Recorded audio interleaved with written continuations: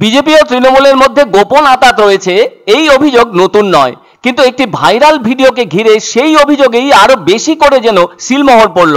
মাঝরাতে জঙ্গলে মদের আসরে ধরা পড়লেন তৃণমূল নেতা ও বিজেপি নেত্রী। ওই ভিডিওতে দেখা যাচ্ছে একটি গাড়িতে মদের আসর বসেছে জঙ্গলের মধ্যে। রাত তখন প্রায় 12টা। এই ঘটনা দেখেই অনেকে তার প্রতিবাদ করতে থাকেন। ক্রান্তির পঞ্চায়েত সমিতির সভাপতি তথা দাপুটে তৃণমূল নেতা পঞ্চানন রায় এবং বিজেপির জেলা মহিলা মোর্চার সভানেত্রী দীপা বণিক একসঙ্গে মদ্যপান করছেন।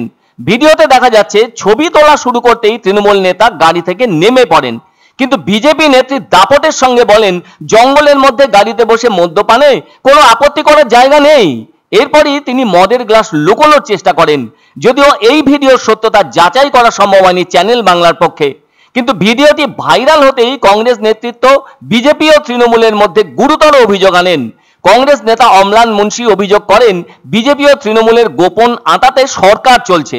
দুটি দলের মধ্যে দীর্ঘদিন ধরেই সেটিং রয়েছে। উল্লেখ্য, 2021 সালের বিধানসভা নির্বাচনে বিজেপির অনেক প্রার্থী রহস্যজনকভাবে হেরে যান, কিন্তু তারপরও দল সেই সব প্রার্থীদের নির্দিষ্ট সময়ের মধ্যে ইলেকশন পিটিশন করতে অনুমতি দেয়নি। তারপর থেকে বিজেপি ও তৃণমূলের মধ্যে আঁতাতের অভিযোগ আরো বেশি শক্তি পেয়েছে। ভিডিওটি ভাইরাল হতেই বিজেপি নেতৃত্ব মুখে কুলুপ এঁটেছেন। তবে প্রাক্তন জেলা সহসভাপতি অলোক চক্রবর্তী বলেন এই ধরনের ঘটনা বারবার ঘটছে। নিচুতলার কর্মীরা মুখ দেখাতে পারছেন না, বিভিন্ন ভোটে গটাপের অভিযোগ পাওয়া যাচ্ছে। দল তদন্ত করে দোষীদের বিরুদ্ধে ব্যবস্থা নিক, না হলে নিচু তলার কর্মীরা মনোবল হারিয়ে ফেলবেন। অন্যদিকে জলপাইগুড়ি টাউন ব্লক তৃণমূল সভাপতি তপন ব্যানার্জি বলেন এ ধরনের ভিডিও ভাইরাল হলে মানুষের উপর খারাপ প্রভাব পড়ে, যারাই এসব করুক এটা ঠিক হয়নি। এদিকে এই ঘটনা প্রকাশ্যে আসায় বিজেপি ও তৃণমূলের মধ্যে গভীর আঁতাতের কথাই যেন বল পাচ্ছে।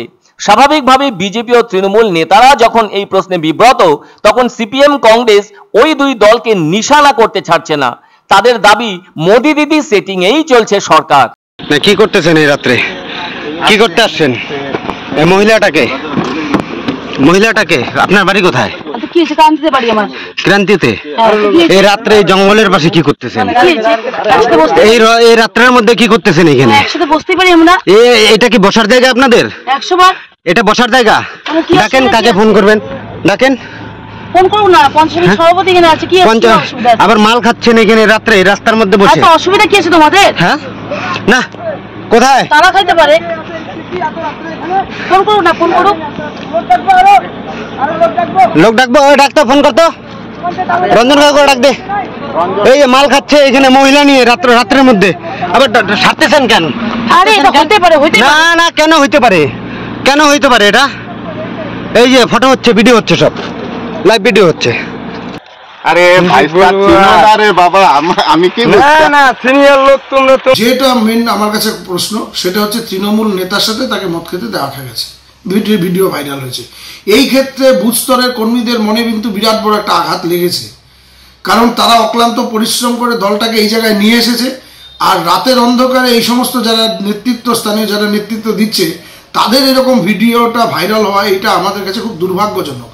তবে আমি রাজনৈতিক নেতা যারা রয়েছেন এখন বর্তমানে দায়িত্ব, তাদের উপরে ছেড়ে দিচ্ছি, কারণ দিনের পর দিন তো এভাবে চলতে পারে না। কখনো কেউ কাউকে লাথি দিচ্ছে, কখনো নির্বাচন আসলে পরে একটা গট আপ করে নিয়ে তৃণমূলের সাথে, আপনারা জানেন লোকসভা নির্বাচনের সময় অনেক টাকা পাওয়া গিয়েছিল, তার মানে কি ধরে নেওয়া যায় তো সেই যোগ সাজেশ করে সেই টাকাগুলোকে লুট করা হয়েছে? এটা পুঙ্খানুপুঙ্খ তদন্ত হোক, এটা তো প্রমাণিত। আপনি যে ঘটনার কথা আজকে বললেন সেই ঘটনাগুলোর সঙ্গে এই ঘটনার কিন্তু কোনো একটা মিল রয়েছে। আমি এবং আমরা বিশেষভাবে আতঙ্কিত এই কারণে যে রাজ্যের শাসক দল এবং বিরোধী দলের মধ্যে যে সম্পর্ক থাকা দরকার, অর্থাৎ একজন কাজ করবে আর একজন গঠনমূলক তার বিরোধিতা করবে, সেই সম্পর্ক বাদ দিয়ে যদি তাদের মধ্যে এই ধরনের সম্পর্ক, মদের গ্লাসের সম্পর্ক চলে আসে, তাদের মধ্যে যদি কোনো একটা চক্রান্তমূলক সম্পর্ক চলে আসে, তাহলে কিন্তু গণতন্ত্রের পক্ষে প্রচণ্ড বিপজ্জনক। এবং গতকালকের নিরিখে এই যে আমাদের সংখ্যা, এই যে আমাদের আশঙ্কা, সেটা কিন্তু আরও বেড়ে গেল। গতকালকে যে বন্ধ ছিল, সেই বন্ধ কিন্তু রাজ্য সরকারের বিরুদ্ধে ছিল না, রাজ্য সরকারের নীতির বিরুদ্ধে ছিল না, ছিল কেন্দ্রীয় সরকারের বিরুদ্ধে, কেন্দ্রীয় নীতির বিরুদ্ধে। অথচ আমরা রাস্তায় দেখতে পেলাম কাকে? আমরা দেখতে পেলাম শাসক দলের ক্যাডারদের, আমরা দেখতে পেলাম শাসক দলের খাকি ক্যাডারদের। এই বন্ধ যাতে সফল না হয় তার জন্য। সেখান থেকেও কিন্তু আরেকটা সন্দেহের দানা বাঁধলো যে তাহলে কি শাসক আর বিরোধী, এই রাজ্যের শাসক আর বিরোধী এক এবং একাকার হয়ে গেছে, যেটা গণতন্ত্রের পক্ষে অত্যন্ত বিপজ্জনক। এই ঘটনাটা ছোট হতে পারে, আপনি যে ঘটনা বললেন সে ঘটনাটা ছোট হতে পারে, কিন্তু আপনি যদি এটার লিঙ্ক ধরে এগিয়ে যান পিছনের দিকে, তাহলে যে ঘটনাগুলো আমরা দেখতে পাই তার নিরিখে কিন্তু বাংলার গণতন্ত্র আজকে বিপন্ন শাসক এবং বিরোধী দলের এই কাজকর্মের জন্য।